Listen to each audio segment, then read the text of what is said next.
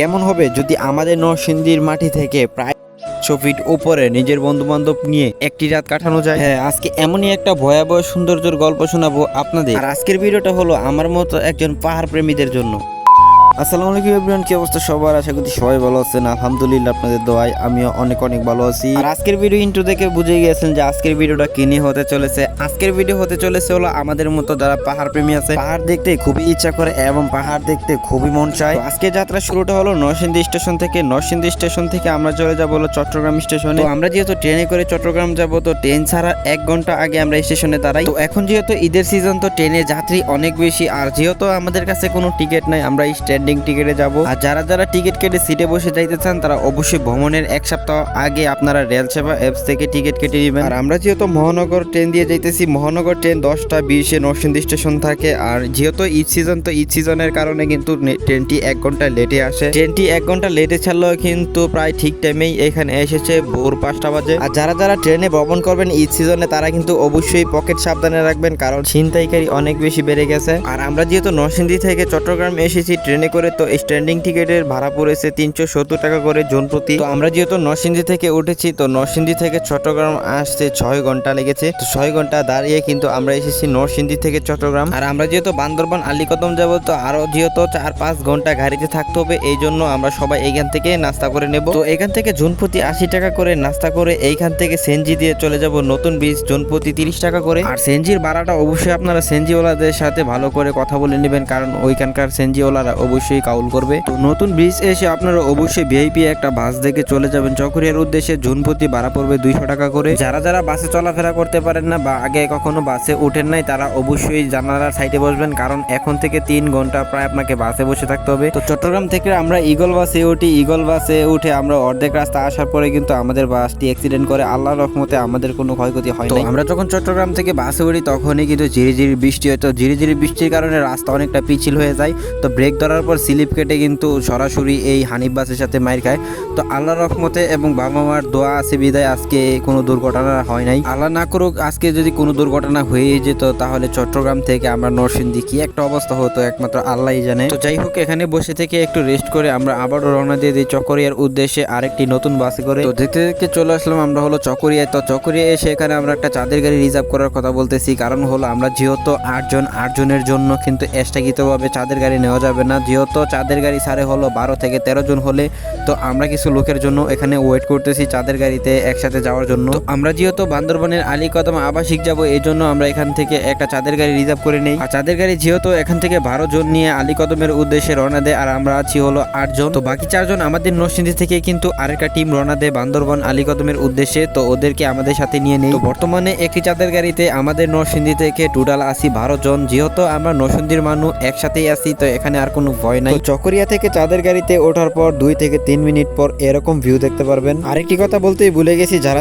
চাঁদের গাড়িতে আসতে চান না, তারা অবশ্যই কিন্তু বাসে করে লোকালি চাঁদের গাড়ি ছাড়া আসতে পারবেন বান্দরবনের আলীকদম। আপনারা যদি চকরিয়া থেকে বাসে করে আলীকদম আসতে চান, তাহলে অবশ্যই জনপ্রতি ভাড়া পড়বে 70 টাকা করে। আমরা যেহেতু চাঁদের গাড়ি রিজার্ভ করে নিয়ে এসেছি, আমাদের রিজার্ভ ভাড়া পড়েছে টোটালি 2300 টাকা, যেহেতু আমরা আছি একসাথে 12 জন। আর যারা বান্দরবন আসতে চান বা বান্দরবনের যে কোনো জায়গা ঘুরতে চান, তারা অবশ্যই কিন্তু নিজের একটা এনআইডি কার্ডের ফটোকপি রাখবেন। সামনে যেহেতু আমাদের বাংলাদেশের সেনাবাহিনীর চেকপোস্ট, আর এই চেকপোস্ট পার হতে হলে কিন্তু আপনাকে অবশ্যই এনআইডি কার্ডের ফটোকপি সাথে থাকতে হবে। আর যাদের এনআইডি কার্ড নাই, তারা অবশ্যই কিন্তু জন্ম নিবন্ধনের কার্ডের একটা ফটোকপি নিয়ে নেবেন। আর চেকপোস্ট পার হতে সময় লাগে আমাদের প্রায় আধা ঘন্টার উপরে। আর আধা ঘন্টা যেহেতু এখানে বসেছিলাম, পরে আর কোনো ভিডিও করা হয় না, একবারে চলে যাই বান্দরবনের আলীকদম আবাসিক। তো এইখানে এসে আমরা বাইক নিয়ে নিয়েছি হলো মেঘচোরা পাহাড়ের উদ্দেশ্যে। যেহেতু আমরা যাবো হলো মেঘচোরা পাহাড়ে যেতে হলে অবশ্যই আমাকে জন প্রতি 175 টাকা করে গুনতে হবে। এই 175 টাকা ভাড়া দিয়ে আপনারা বাইকে ওঠার সাথে সাথে এমন কিছু ভিউ দেখতে পাবেন, মাথা নষ্ট করা ভিউ। আর এই মাথা নষ্ট করা ভিউ দেখতে দেখতে চলে যাবো হলো আমরা মেঘচোরা পাহাড়ে। তো গাইস, তো দেখতে পারতেছেন আমরা এখন আইসা পড়ছি হলো আলীকদম। তো আলীকদম মেঘচোরায়। তো এইখানে আইসা বর্তমানে এত মেঘ পাবো এই সময়ে কখনো ভাবতে পারি নাই। যেহেতু আগে অনেক জায়গায় ঘুরছি, কিন্তু এরকম মেঘ আগে কখনো দেখি নাই। এই যে সামনে কিছুই দেখা যাইতেছে না।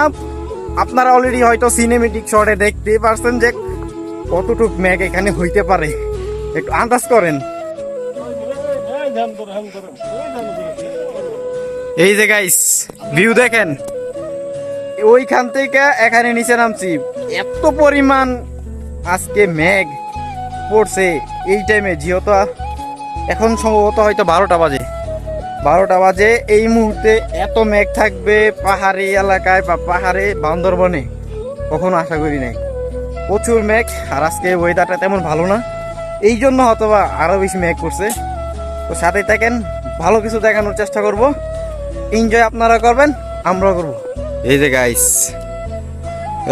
হৃদয় তোমার অনুভূতি কি? অনুভূতি কিচ্ছু করা নাই, প্রকৃতি কই দিব অনুভূতি কি মোর।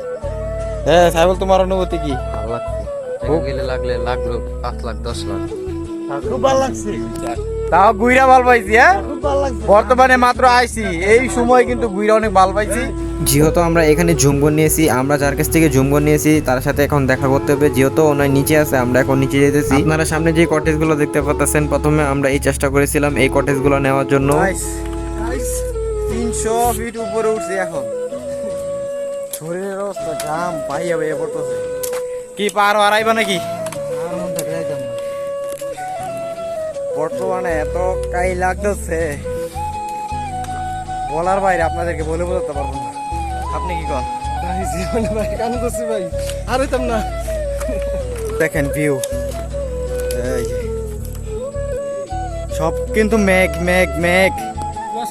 তো গাইস, তো এখন আসি হলো মেঘচূড়া পাহাড়ের উপরে। তো এখানে দেখেন এক একজনের ছবি তোলা নিয়ে ঝগড়া লাগতেছে, এই যে দেখেন। তো এইখানে ছবি তোলা নিয়ে ঝগড়া লাগছে, শুধু ছবি তোলা, কে কার আগে এখানে ছবি তোলা। আমি যে ডিউটি 20-25টা এই দিয়ে আমার ফার্স্ট মাত্র হইব। 5 মাস আমার এই বছর কেন সারান দেবো, সমস্যা নাই, আমার শুধু ভিডিও করলে হয়, আর আপনাদের উপহার দিতে পারলে চলে। সো গাইস, তো এতক্ষণ তো আলীকদম মেঘচড়া পাহাড়ের গুনগান গাইলাম। তো আমরা কোন রিসোর্টে ছিলাম এটা দেখতে পাচ্ছেন স্ক্রিনে। তো আমরা ছিলাম হলো মেঘচড়া হিল রিসোর্টে। তো আপনারা যারা যারা আসতেছেন তারা অবশ্যই এই নাম্বারে যোগাযোগ করবেন, অবশ্যই এদের সার্ভিস অনেক ভালো। আর ওনাদের প্যাকেজ সম্পর্কে আপনাদের বলে দিতেছি, আপনারা যারা যারা জুমগন নিতে চান তাদের জোন প্রতি পড়বে 1200 টাকা করে 3 বেলা খাবার। আর যারা যারা কটেজ নিতে চান তাদের জোন প্রতি পড়বে 1500 টাকা করে, সাথে 3 বেলা খাবার। আর আরো বিস্তারিতভাবে জানতে চাইলে অবশ্যই আপনারা ওনাদের নাম্বারে কল দিয়ে ওনাদের সাথে কথা বলে নেবেন। সো গাইস, তো এইবার বান্দরবনের যে জায়গায় আসছি এখানে কোনো ঝর্ণা নাই। এবার প্রথম আমরা এইভাবেই গোসল করতেছি, আর ঘুরতে এসে এইভাবে গোসল করার মজাটা যে কিরকম একমাত্র যারা ঘুরতে আসে তারাই জানে। সো গাইস, তো আমরা চলে যাচ্ছি হলো আজকে বান্দরবন আলীকদম থেকে। তো 2 দিন আসছিলাম, অনেক ভালো লাগছে অনেক। আর যারা যারা আমাদের ভিডিওটা দেখছেন, যদি ভালো লাগে থাকে তাহলে অবশ্যই সাবস্ক্রাইব করবেন, এবং ফেসবুক থেকে দেখে থাকলে ফলো করবেন। যারা যারা এখন আপনাদের বন্ধুদের সাথে শেয়ার করেন নাই, শেয়ার করে দেবেন, খুব দ্রুত ছড়িয়ে দেবেন আমাদের এই ভিডিওটা, যাতে নেক্সট টাইম ভিডিও করতে আরও উৎসাহ থাকে। তো ভালো থাকবেন, সুস্থ থাকবেন, ব্লগ ভিডিও 19 এর সাথে থাকবেন। ধন্যবাদ।